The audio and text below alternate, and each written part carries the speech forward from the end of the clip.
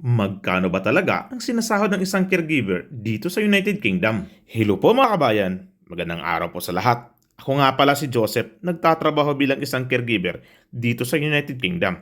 Halika at alamin natin kung magkano ba talaga ang sahod ng isang caregiver na nakabase sa countryside. Para sa pagkakaalam niyo po na ang countryside ay parang munisipyo katumbas sa atin. Isa po siyang maliit na lugar at di gaanong kalakihan.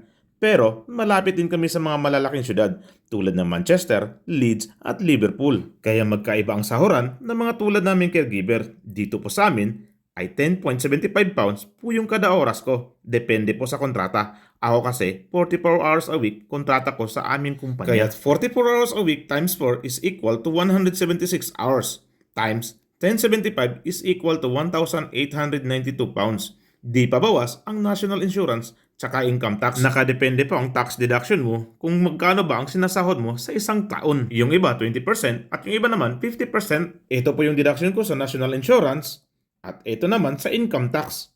At ito na lang yung natitira sa sahod ko sa isang buwan. At ngayon, alam nyo na. Maraming salamat po mga kabayan at paalam!